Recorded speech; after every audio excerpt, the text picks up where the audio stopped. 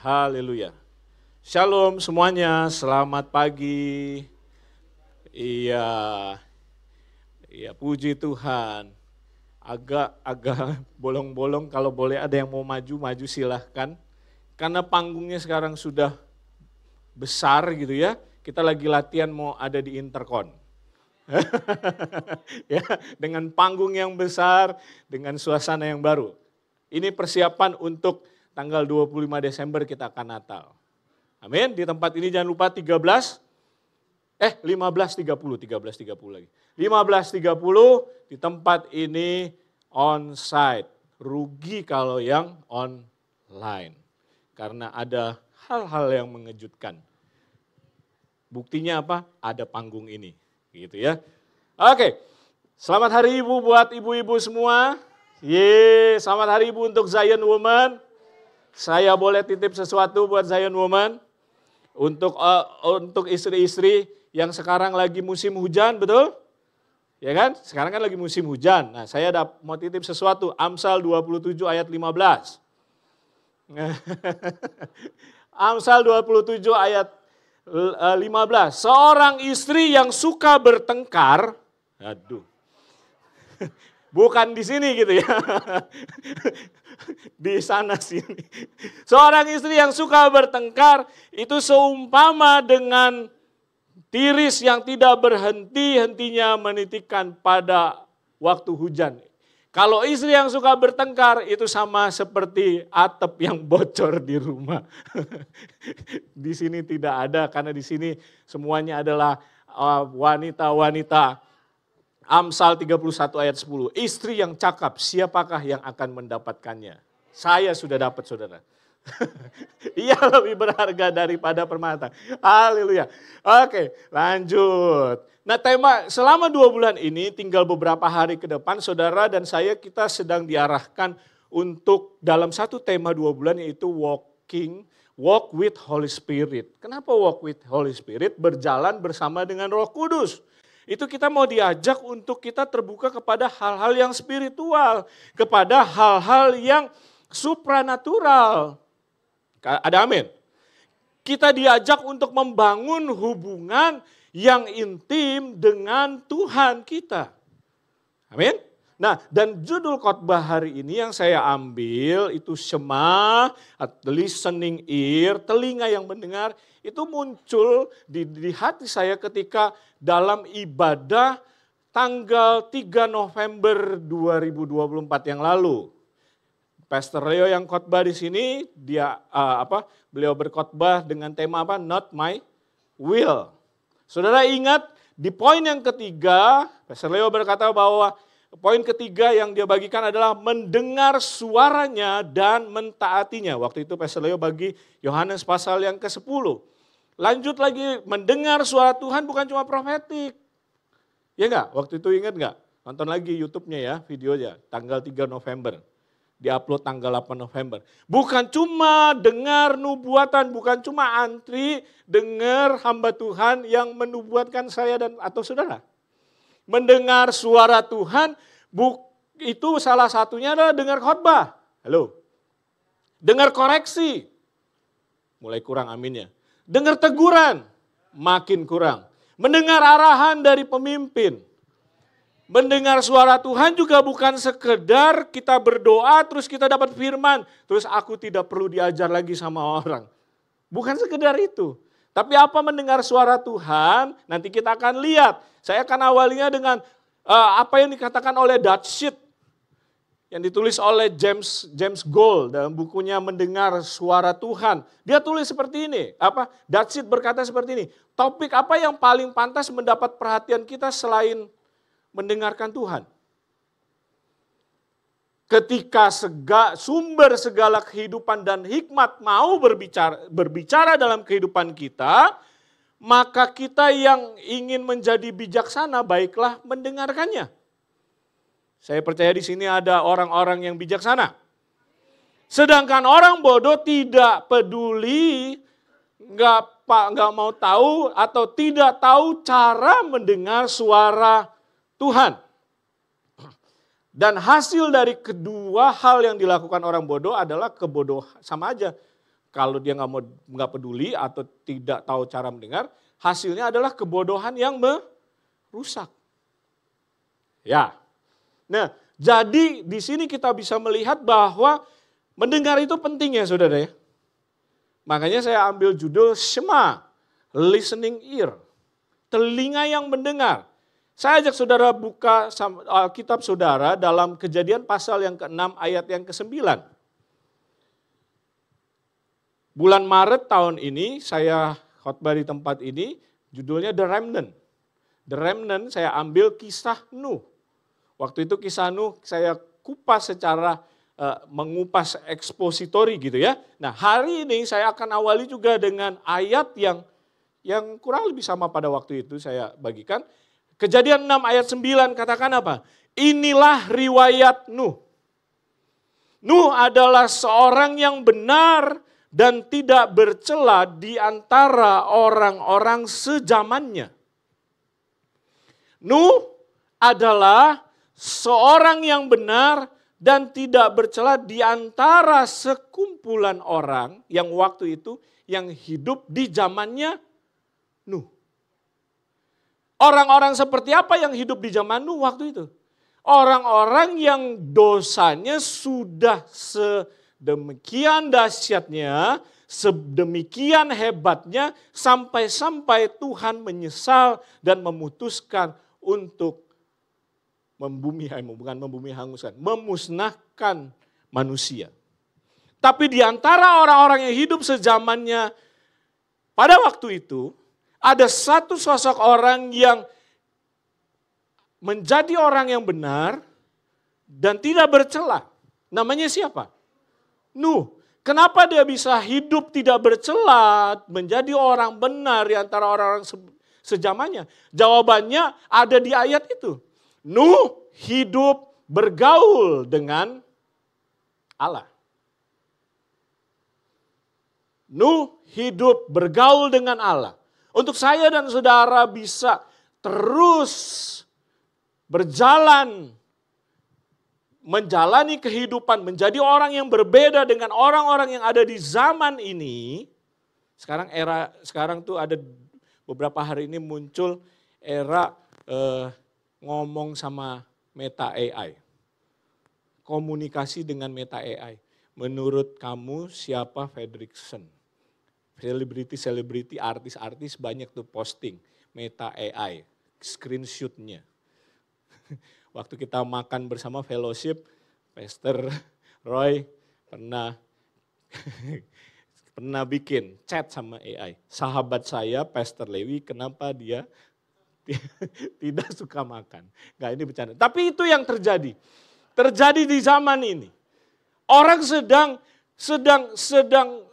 membangun hubungan dengan yang tidak kelihatan. Betul nggak? AI itu nggak kelihatan kan?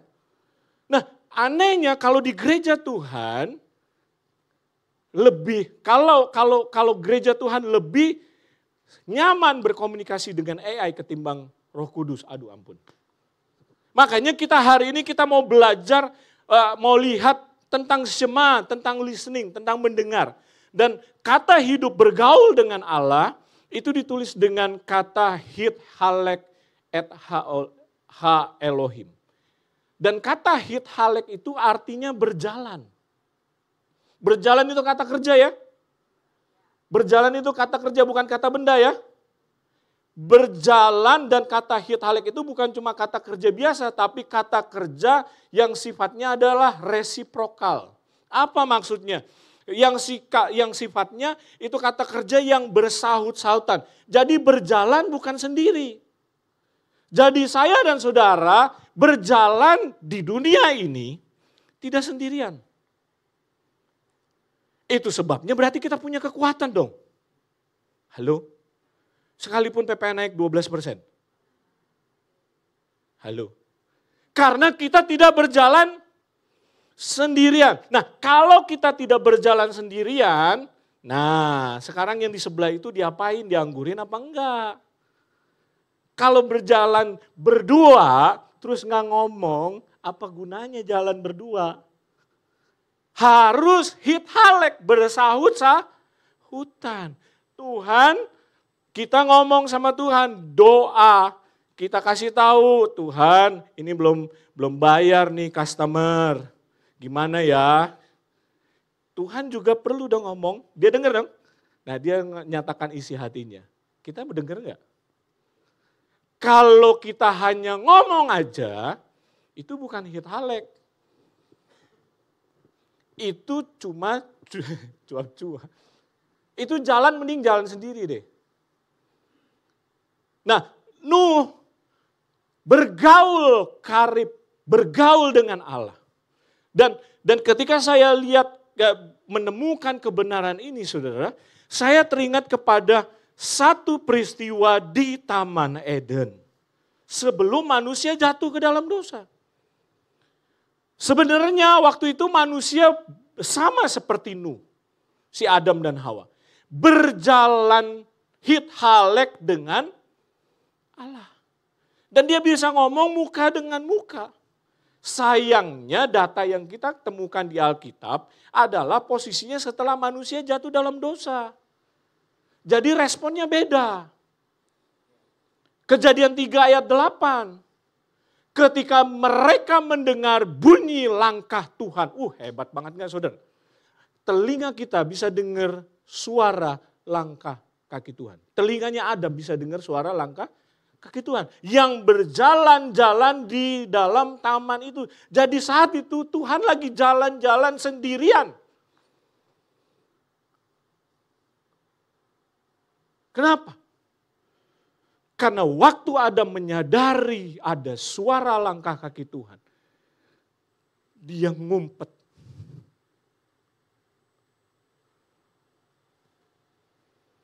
Kalau Tuhan berbicara dalam kehidupanmu, bagaimana responmu? Ngumpet?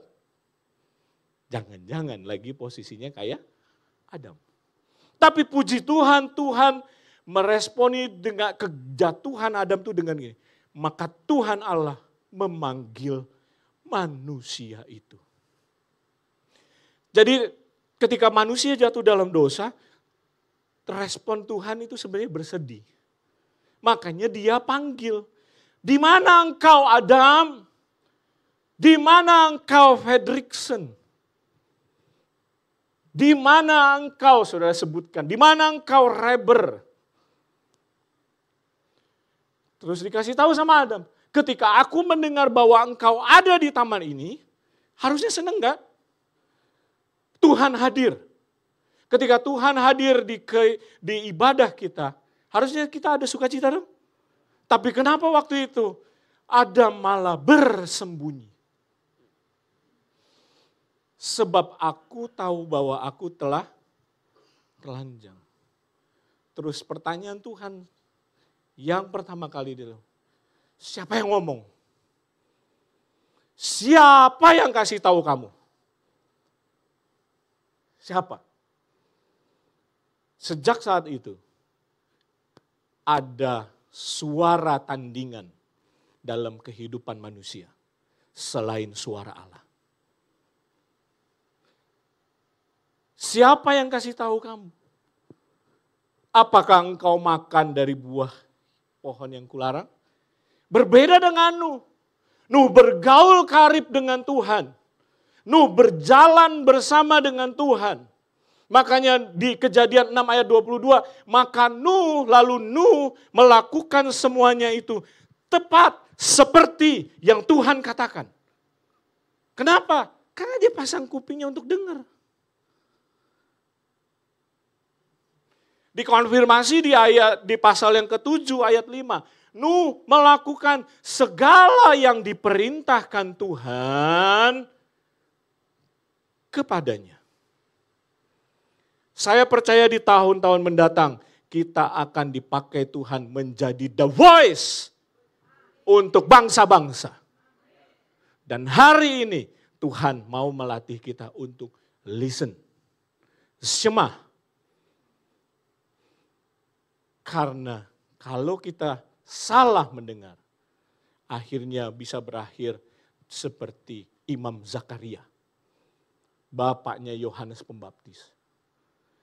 Yohanes Pembaptis itu lahir lebih dulu sebelum Yesus lahir, betul nggak? Itu melambangkan generasi yang akan dibangkitkan Tuhan di akhir zaman ini. Yang akan membuat hati bapak-bapak berbalik kepada anak-anaknya. Yang akan membawa pemulihan. Ya, yang akan membawa orang ketemu dengan kebenaran. Tapi waktu dibilang hal itu bahwa kamu akan punya anak, Zakaria tidak percaya. Shema, dia nggak dengar. Hasilnya apa? Bisu. Bisu. Suara saudara nggak akan bisa keluar kalau saya dan saudara salah mendengar. Gereja ini tidak akan bisa menjadi the voice kalau tidak tahu cara Shema.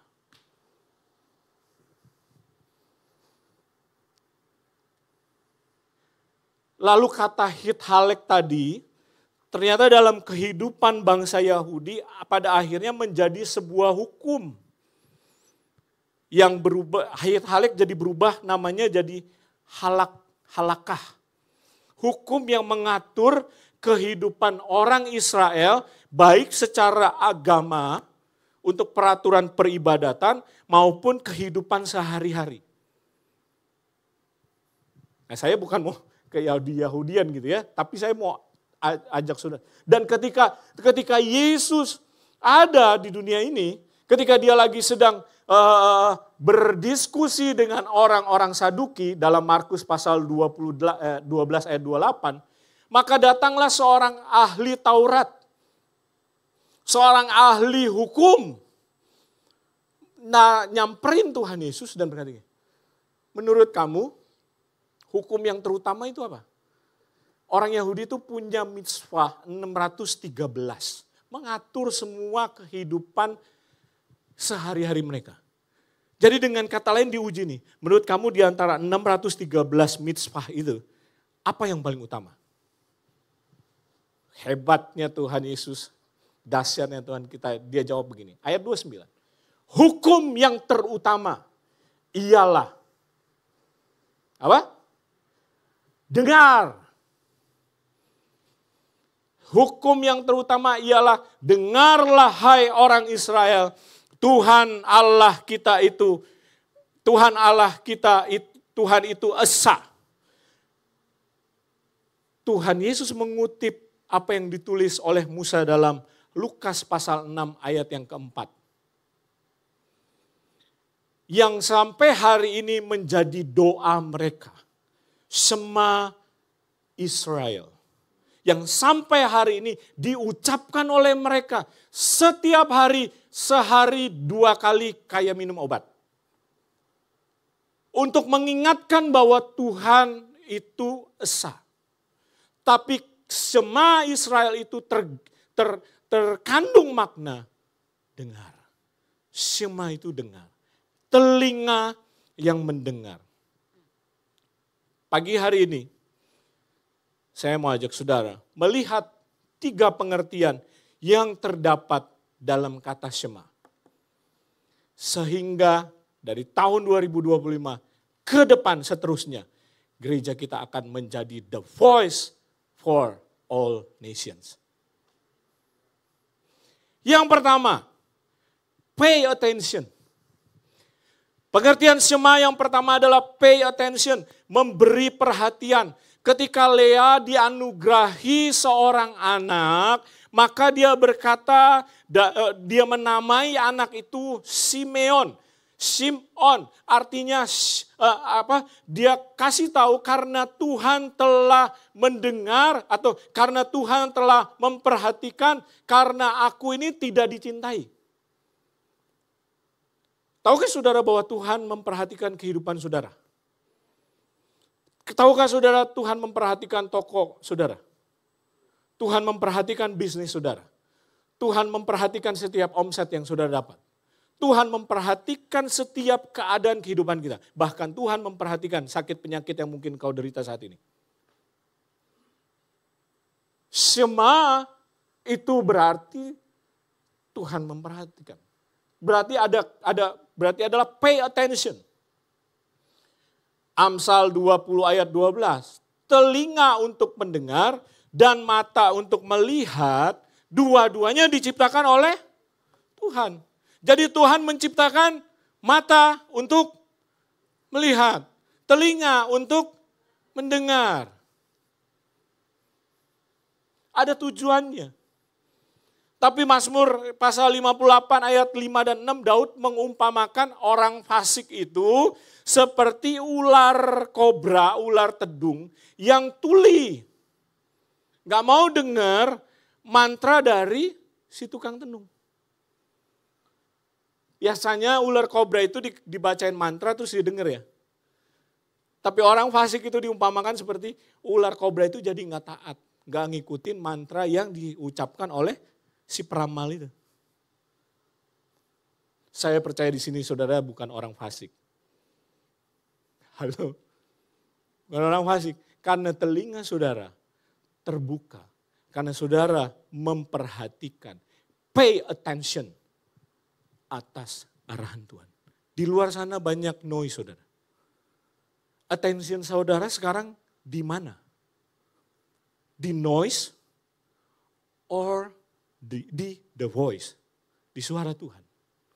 Dan Tuhan mau kita semua pay attention dengan suara Tuhan. Keluaran 19 ayat 5 berkata, jadi sekarang jika kamu sungguh-sungguh mendengarkan, kalau saya dan saudara sungguh-sungguh mendengarkan, kata Shema itu ditulis 2 kali di situ. Shema, Shema, artinya apa? Listen closely. Pay attention, perhatikan dong. Jika kamu sungguh-sungguh memperhatikan perkataanku, firmanku, dan berpegang pada perjanjianku, maka kamu akan menjadi harta kesayanganku sendiri di antara segala bangsa. Kita akan menjadi harta kesayangan Tuhan kalau waktu kita Shema, Shema. Waktu kita listen closely.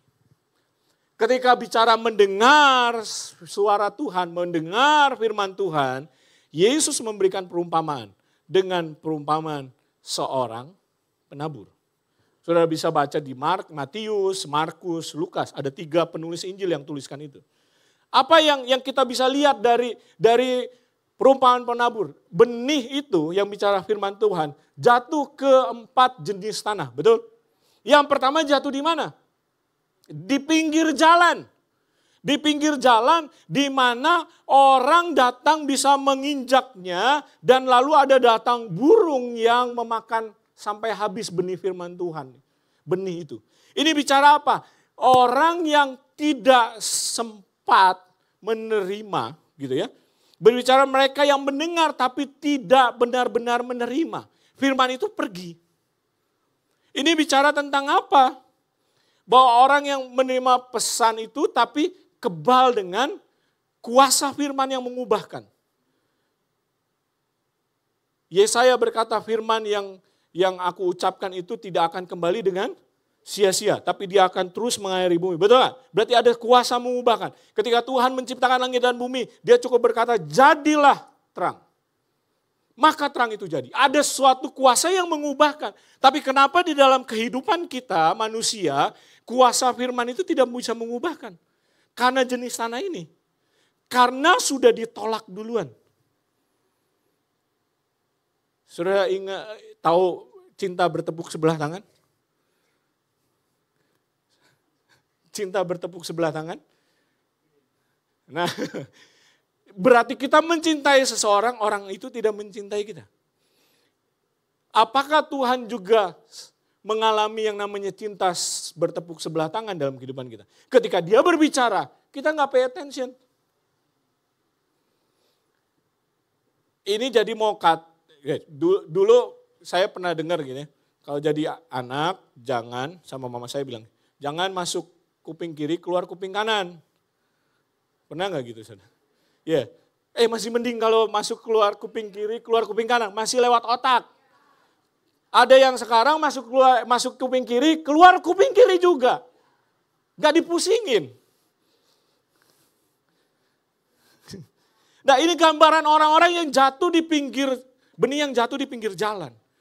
Itu sebabnya berarti kita perlu memperhatikan cara kita beribadah dong. Jangan biasakan terlambat saat ibadah. Fokus saat ibadah. Karena Tuhan mau berbicara, betul nggak? Jangan ngobrol di belakang. Nah lu bukan di belakang. Jangan ngobrol di sana gitu. Kalau makan permen karet nggak dilarang di gereja. Yang dilarang cuma satu, buang di bawah kursi. Jorok. Ibadah satu saya bilang bertobat, ini nggak boleh. Buka telinga saya dan saudara. Tuhan mau bicara buat kita. Karena Tuhan memperhatikan kehidupan saudara dan dia mau arahin kehidupan kita. Dia mau kasih tahu, awas di situ ada lubang. Yang kedua, tanah yang berbatu. Yang tidak banyak tanah. Benih itu jatuh di situ. Dia cepat tumbuh. Tapi nggak lama begitu matahari terbit, benih itu kering. Ini mau kasih tahu apa? Orang yang baru bertobat pasti penuh dengan sukacita. Kita kenalnya dengan istilah kasih mula-mula. Setiap kita ngalamin. Tapi kasih mula-mula jangan berhenti sampai dikasih mula-mula. Kita perlu mendalamkan kerohanian kita dengan akar yang dalam. Supaya waktu panas terik datang, kita enggak gugur gitu. Kita enggak muntaber. Supaya waktu kekeringan datang atas dunia ini, kita tetap eksis. Tahun depan kita akan masuk gereja, kita akan masuk menjadi gereja sel. Di mana setiap kita harus terhisap dalam sel, dalam home. Setiap kita harus masuk rumah. Halo, setiap kita jangan jadi anak jalanan. Masuk rumah, bilang kanan kiri, masuk rumah. Rumah apa itu? Rumah yang membawa saudara kepada kedewasaan. Rumah yang membawa saudara untuk peduli kepada orang yang tidak menerima keselamatan. Karena benih yang jatuh di pinggir jalan itu bicara orang-orang yang di luar sana. Yang yang mata rohaninya dibutakan oleh ilah-ilah zaman ini. Di home kita perlu doakan orang-orang seperti itu. Supaya mereka bisa masuk rumah. Amin. Apalagi nanti kalau rumah kita udah besar. Enggak semuanya amin. Dari tanah yang kedua ini kita lihat apa? Itu kan ada akhirnya murtad ya. Saya tidak percaya murtad terjadi dalam satu hari. Murtad itu ada proses kemerosotan rohani yang dibiarkan. Hello. Makanya kita punya gereja GKS Light to the Nation ini punya support system buat kita bertumbuh, berakar. Apa? Home, doa pagi, ya kan? New Life 1.0, setiap yang sudah jadi anggota jemaat ikut New Life 1.0. Bukan nambah kelas lagi, enggak. Itu untuk supaya tidak gugur waktu matahari terik nanti. Ministry 2.0, pelayan-pelayan Tuhan mesti ikut. Jangan sampai enggak ikut. Ya kan? Builders 2.0, pemimpin-pemimpin mesti ikut. Kita belajar tentang leadership. Training homiletik. Supaya kita bisa jadi the voice. Amin.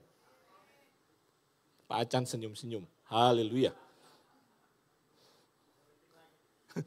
WPH, doa pagi, buat apa? Bukan nambah-nambahin jadwal, saudara. Tapi untuk membuat supaya kerohanian saudara dan saya terus bertumbuh. Ada amin. Tapi waktu ikut semua itu mesti pay attention juga. Amin. Ya kan, jangan datang cuma ya udahlah gue disuruh datang dah. Duduk udah kayak patung gitu kan. Pay attention. Yang ketiga, semak duri. Nah, kalau di semak duri ini bicara apa? Kehidupan orang-orang yang terima firman. Firmannya bertumbuh nggak? Bertumbuh. Tapi dihimpit oleh kekhawatiran, oleh kekayaan, oleh daya tarik dunia, oleh kesusahan juga sebenarnya. Jenis tanah ini berbicara tentang orang-orang yang memiliki kapasitas untuk merenungkan firman Tuhan. Catatannya banyak orang ini. Catatan khotbahnya maksud saya ya. Tapi kehidupan kerohaniannya terganggu oleh kesulitan atau kemewahan hidup. Sehingga Alkitab katakan dalam perumpamaan itu, buah mereka tidak matang. Mereka ini nggak gugur dalam nggak murtad gitu ya. Mereka ini ada banyak di gereja, bukan di sini gitu ya. Ada banyak yang beribadah, tapi kalau kata Pastor Hendra waktu di Fellowship Zion Men di Andakar waktu Kamis lalu, beliau singgung 2 Timotius 3 ayat 1 sampai 2. Ada orang-orang yang tidak peduli dengan hal-hal yang spiritual. Menjadi cinta diri sendiri dan menjadi cinta akan uang. Dia cuma mau dengar apa yang dia mau dengar. Pengkhotbahnya dipilih. Hello, di sini nggak ada. Amin? Dan kenapa di sini nggak ada? Karena kita di sini adalah orang-orang Kristen yang menjadi tanah yang baik. Jatuh di tanah yang baik, yang bertumbuh, berbuah. Nah ini suka dibilang persembahan kan. 30, kalau kamu menabur maka kamu akan berbuah 30, 60, 100 kali lipat. Bukan, ayat itu bicara tentang mendengar firman Tuhan. Ukuran yang saya dan saudara pakai untuk mendengarkan, waktu mendengarkan, akan diukurkan juga kepadamu. Jadi ke depan, kita akan masuk kepada era yang penuh dengan pewahyuan. Karena setiap kita mulai dibukakan. Aku berdoa pagi hari ini setiap roh tuli dicabut, pergi dalam nama Yesus. Setiap ketulian rohani minggat. Karena kita sedang dipersiapkan, kita akan jadi the voice. Nah, itu nomor 1. Nomor 2, responding. Pengertian Shema yang pertama itu adalah pay attention, yang kedua responding. Mazmur 27 ayat 7 berkata, dengarlah Tuhan seruan yang kusampaikan. Kasihanilah aku dan jawablah aku. Ini setiap kali pemazmur ada dalam kesusahan, selalu seruannya, tangisannya, doanya selalu diawali dengan kata, dengar dong Tuhan. Shema dong Tuhan. Maksudnya apa? Respon dong Tuhan. Bukan karena tanganku kurang panjang. Bukan karena kupingku gak dengar. Tapi karena dosa yang ada. Jadi Tuhan bukan hanya memperhatikan kita. Bukan sekedar dia pay attention buat kita gitu ya. Tapi dia juga merespon setiap doa kita. Setiap seruan kita. Saudara sudah berseru sama Tuhan belum? Tahun depan kita akan masuk satu season yang luar biasa. Movement and miracle. Biarlah kita akan meresponi setiap arahan Tuhan dalam kehidupan kita. Baik yang dia berikan secara pribadi maupun nanti lewat pemimpin kita. Amin. Karena sekali lagi saya bagikan Keluaran 19 ayat 5. Jadi sekarang jika kamu sungguh-sungguh mendengar firmanku dan berpegang pada perjanjianku. Shema itu bukan cuma sekedar listening. Tapi bicara orang yang berpegang kepada perjanjian Tuhan. Dalam hal ini bangsa Israel konteksnya memang. Bangsa Israel pernah nggak melanggar janji Tuhan?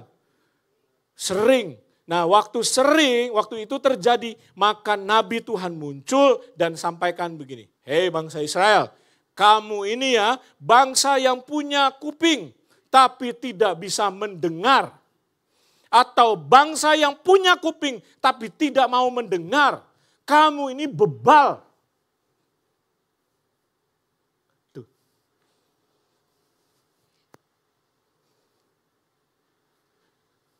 Tanggal 25 kita mau dengar unknown caller. Kalau kuping saudara budek, mau ringtone-nya besar juga gak bakal kedengeran. Men? Jangan budek ya. Penulisan kata syama 2 kali itu bicara mendengar dengan berpegang teguh kepada perjanjian Tuhan. Dan dalam hal ini, saya belajar dari seorang yang namanya Abraham. Responnya dia itu dahsyat. Jadi dengan kata lain dalam poin ini, di dalam kekristenan kita punya satu mata uang, koin. Namanya Shema. Mata uang ini, koin ini, Shema ini, di balik gambar pertama itu tulisannya listening. Di balik gambar yang berikutnya adalah obey. Jadi kalau saudara mau lihat miracle ke depan, saudara mau masuk dalam kegerakan, movement ke depan, 2 hal ini atau satu hal ini, mata uang ini, Shema. Jangan main-main dengan mendengar. Karena listening and obey itu seperti 2 mata uang. 2 sisi mata uang. Mari kita buka Kejadian 22 ayat 1. Setelah semuanya itu, Allah mencoba Abraham. Setelah apa? Setelah Allah menggenapi janjinya. Ishak lahir. Allah mencobai Abraham dengan berkata begini. Ia berfirman, Abraham. Lalu sahutnya. Nah ini saya suka. Dia menjawab panggilan panggilan Tuhan. Abraham dengan bilang, Hineni. Apa maksudnya? Dengan dia bilang, ya Tuhan, atau kata Hineni ini artinya adalah siap. Respon kita ke depan mesti begini kayak Abraham. Siap. Kalau kata anak Starji bilang, sir, yes sir. Betul? Starji. Sekali lagi, sir lagi. Starji. Builders. Iya, bukan tentara ini. Karena Hineni itu seperti tentara gitu loh. Yang berkata, ya siap. Sir, yes sir. Nah buktinya. Ayat 2. Masih di Kejadian 20. Firman-Nya, ambillah anak yang tunggal itu, yang engkau kasihi, yakni Ishak, pergilah ke tanah Moria, dan persembahkanlah dia di sana sebagai korban bakaran pada salah satu gunung yang kukatakan kepadamu. Disuruh pergi ke Moria, ke gunung Moria.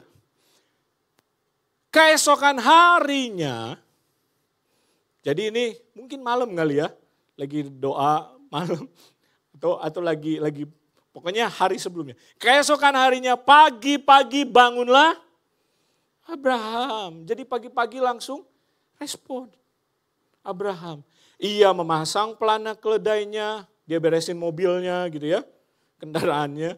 Dan memanggil 2 orang bujangnya beserta Ishak, anaknya. Ia membelah kayu untuk korban bakaran. Lalu berangkatlah ia dan pergi ke tempat yang dikatakan Allah kepadanya. Ketika pada hari ketiga Abraham melayangkan pandangannya, ini lama loh. Hari ketiga belum nyampe. Dari jauh kelihatanlah tempat itu. Udah jalan 3 hari, dari jauh udah kelihatan. Kalau kita mungkin bisa pulang ya. Tapi Abraham enggak. Dia melanjutkan perjalanannya. Karena dia hit halek dengan Tuhan. Dia bergaul, bercakap-cakap dengan Tuhan. Ayat 5, kata Abraham kepada kedua bujangnya itu, kamu tinggal di sini, kalian tinggal di sini, aku akan pergi ke sana. Masih jauh kan berarti kan? Kamu tinggal di sini, Kami akan pergi ke sana dan kami akan sembahyang. Sesudah itu kami kembali kepadamu. Jadi dibilang kami, saya dan Ishak akan kembali kepadamu. Hebat nih Abraham. Lalu ayat 6, lalu Abraham mengambil kayu untuk korban bakaran itu dan memikulnya ke atas bahu Ishak. Jadi Ishak ngangkat kayu kayu untuk bakar dia. Persis seperti Yesus memikul salib untuk menebus dosa saya dan saudara. Sedang di tangannya dibawanya api dan pisau. Demikianlah keduanya. Demikianlah apa? Keduanya berjalan bersama. Jadi tetap bersama dia. Sampailah mereka ke tempat yang dikatakan Allah. Persis seperti Nuh. Nuh melakukan seperti yang Allah katakan. Abraham sampai di tempat yang mereka katakan, yang Tuhan katakan. GPS-nya mantep nih, biar kata hujan-hujan gak bikin buat kita nyasar. Nah, kayak waktu kemarin kita fellowship ada beberapa yang nyasar gara-gara GPS-nya hilang.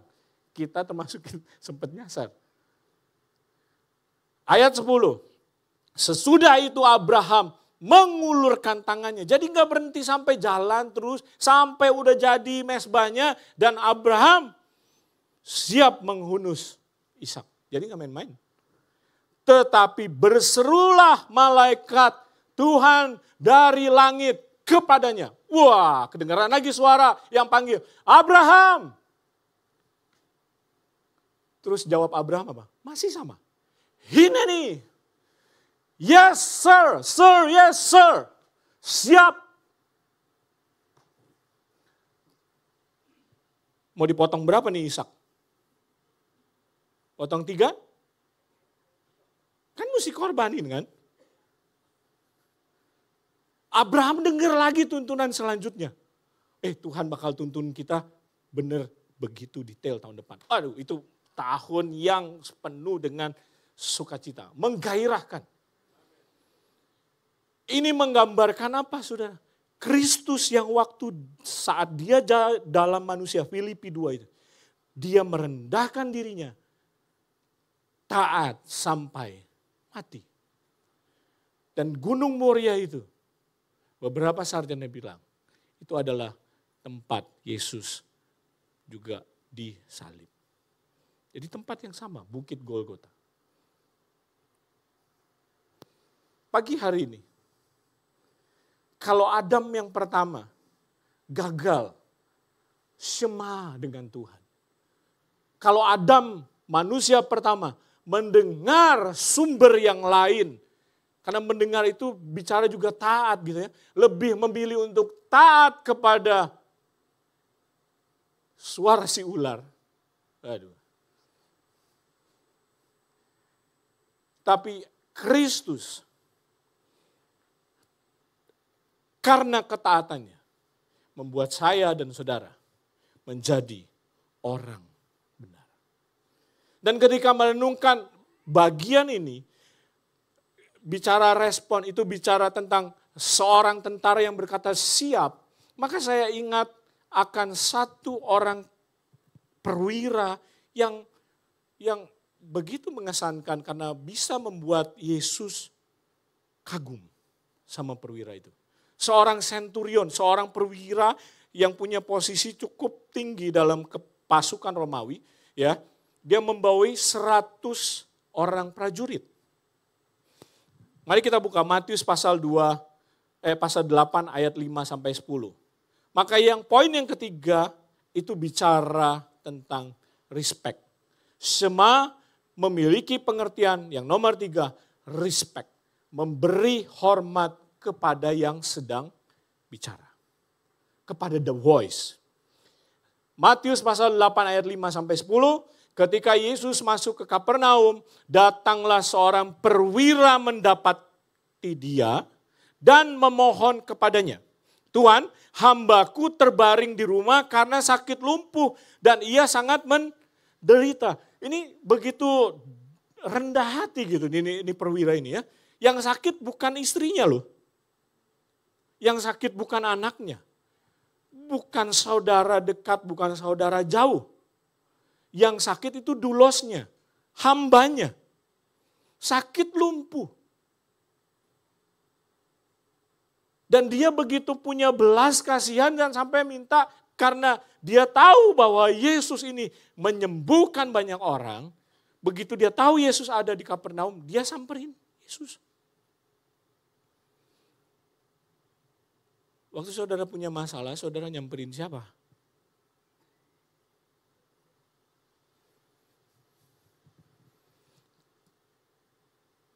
Yesus berkata, aku akan datang ke rumahmu. Kalau Yesus berkata, aku akan datang ke home-mu. Mau gak saudara? Ya Yesus gitu ya, datang ke rumah. Tetapi jawab perwira itu kepada Tuhan Yesus. Dia bilang gini, Tuhan, aku gak layak.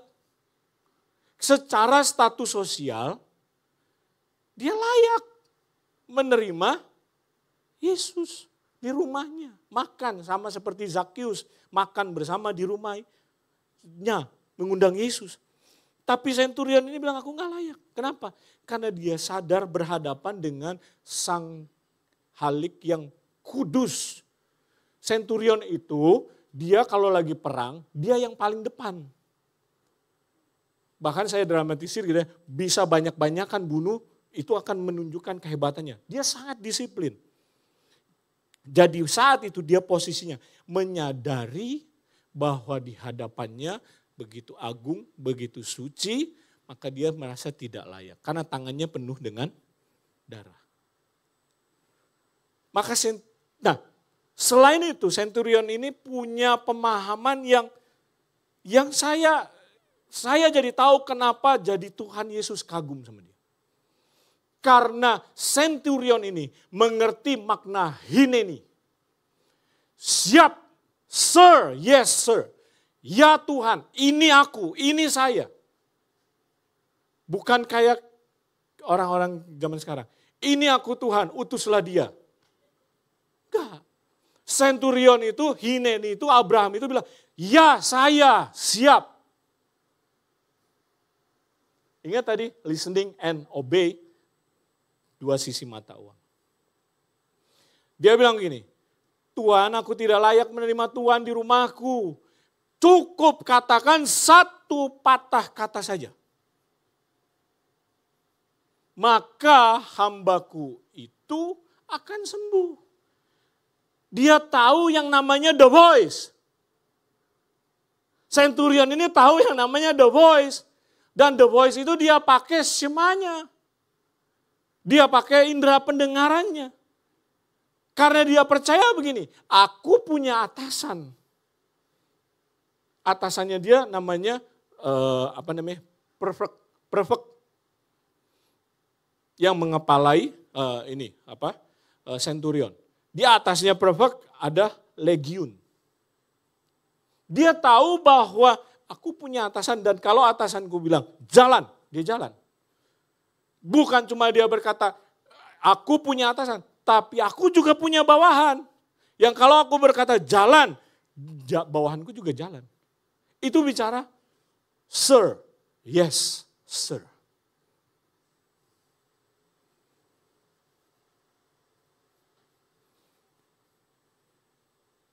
Dari sini saya melihat ada keterkaitan antara iman dengan mendengar. Kenapa kita sering bilang ini, Tuhan ya aku percaya, tapi tolonglah aku yang tidak percaya ini. Karena kita nggak memahami konsep yang namanya hineni. Bukankah Roma pasal 10 ayat 17 berkata, iman timbul dari pendengaran dan pendengaran akan firman Tuhan. Jadi kalau selama ini kita datang ke gereja 52 minggu dalam setahun gitu ya, dan sekarang kita mulai merefleksikan diri, kok nggak higher and greater? Jangan-jangan kita salah dalam hal syima, dalam hal mendengar. Karena seharusnya itu akan membawa perubahan. Kuasa firman itu akan membuat orang mengalami transformasi. Bahkan kalau kita lihat yang di perumpamaan itu, di dalam Lukas dilanjutkan dengan perumpamaan pelita. Dan di bawah ayat yang bicara tentang pelita, itu bicara tentang ukuran yang dipakai ketika mendengar. Itu maksudnya apa? Tuhan mau saya dan saudara menjadi terang bagi bangsa-bangsa. Dan ukuran cara kita mendengar itu akan berpengaruh atas terang atau tidaknya cahaya kita. So, di tengah-tengah kehidupan hari ini yang banyak orang mau bicara. Mau omongannya didengar. Ya kan? Biarlah kita berlatih untuk mendengar. Berlatih itu harus mulai dari sekarang. Kalau kita sekarang sekalipun masih muda gak berlatih kaki, gak bakal kuat kaki kita. Orang tua yang gak latihan kaki, ketika jatuh dia sulit untuk bangkit lagi. Kalau kita gak mulai dari sekarang, latihan mendengar, kita bisa jadi bisu. Seperti Zakaria. Anak-anak, saya mau bicara buat anak-anak. Dengar orang tuamu. Dengar orang tuamu, dengar arahan mereka, ayah dan ibumu. Jangan buat ayah dan ibu jadi berantem gara-gara kamu tidak mau dengar. Ya, jangan pikir jalan yang saya kan mau berhak menentukan jalan saya sendiri. Betul, tapi jalan yang kamu sangka itu jalan lurus, ujungnya menuju maut. Hanya orang tuamu yang dikasih otoritas untuk menunjukkan, mengajarkan jalan yang patut kamu tempuh. Istri-istri, hormati suamimu. Dengar dengan rasa hormat. Setiap arahan dan keputusan yang diambil sebagai hasil pergumulannya dengan Tuhan.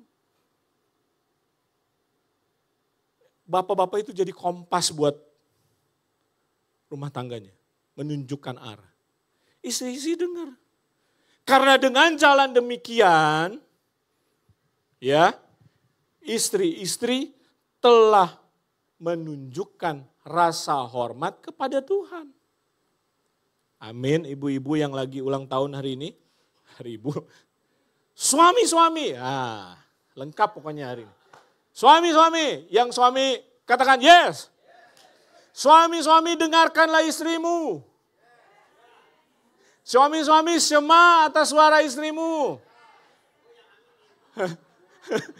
Hormati dia. Karena dia adalah teman pewaris kasih karunia. Yang akan menemani kita sampai Tuhan Yesus datang yang kedua kalinya. Haleluya.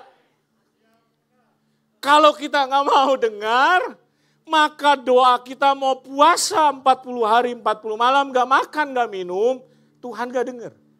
Alkitab ngomong gitu kan, saya gak ngomong di luar Alkitab. Jadi seimbang nih.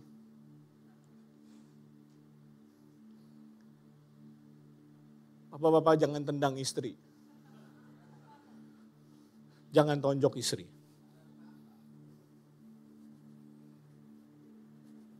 Hormati dia. Amin. Sekalipun berat tantangan yang lagi kita hadapin. Tapi tetap hormati.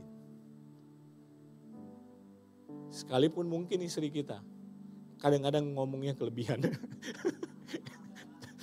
Karena dia perlu berapa ribu kata untuk menyelesaikan tugas hariannya. Bercanda. Tadi anak udah, suami udah, istri udah. Sekarang buat jemaat Light to the Nation. Jemaat GKS Light to the Nation. Jemaat, dengar, hormati pemimpinmu. Karena dia mereka yang berjaga-jaga atas jiwa saya dan saudara. Amin. Dengarkan dengan rasa hormat, setiap visi. Mungkin nubuatan, saudara doakan memimpin. Dengarin, arahan, nasihat, koreksi yang mereka berikan. Nah, banyak kali kita sulit untuk mendengar koreksi ini. Dengarkan, saudara. Sekalipun mungkin tidak sesuai dengan ekspektasi kita. Tidak sesuai dengan harapan kita. Hindari namanya peristiwa yang ketika kita datang kepada hamba Tuhan, terus dijawab doa aja. Itu ada yang salah kalau begitu. Karena itu udah jalan kefefet. Bukan menyerah. Bukan berserah. Amin. Jemaat, hormati setiap orang yang berjerih lelah, berkhotbah, dan mengajar.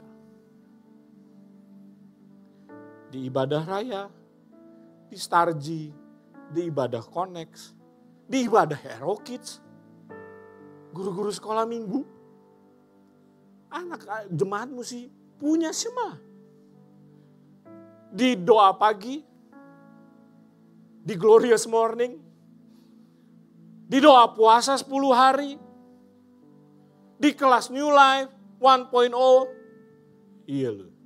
Siapa yang belum ikut? Daftar buat tahun depan. Di kelas Ministry 2.0 untuk yang pelayan Tuhan. Di kelas Builders 3.0. Di kelas homiletik. Di setiap training yang ada. Karena ketika mereka berdiri di mimbar ini,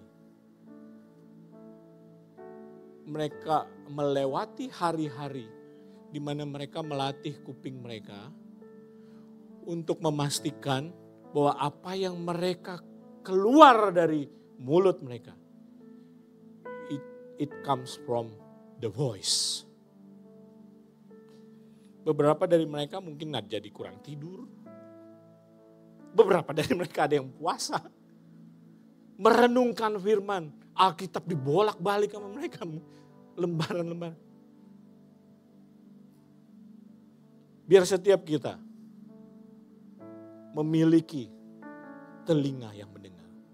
Saya percaya kita tidak jadi ular kobra.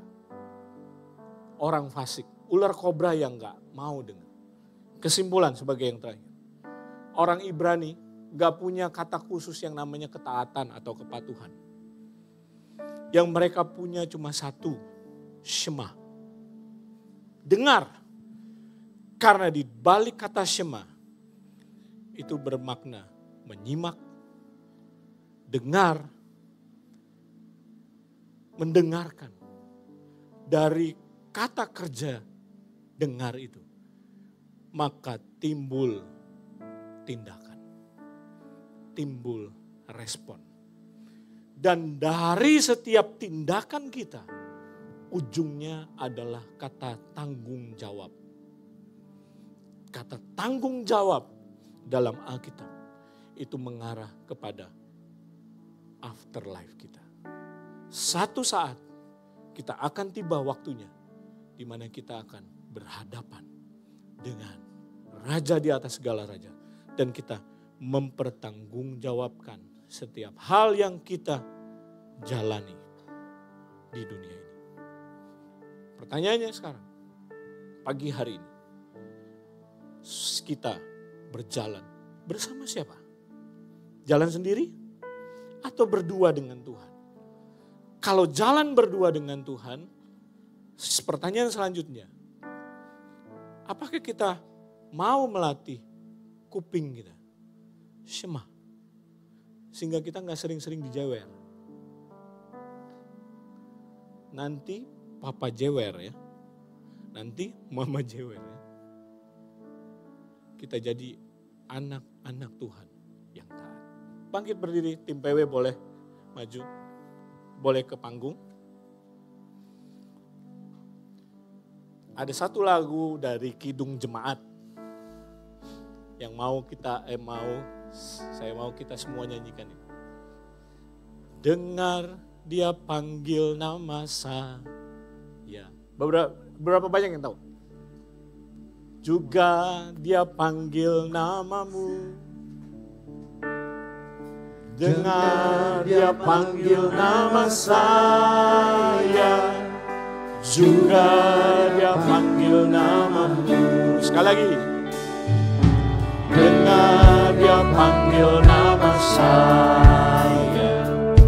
Dengar dia panggil namamu. Tunggu dulu.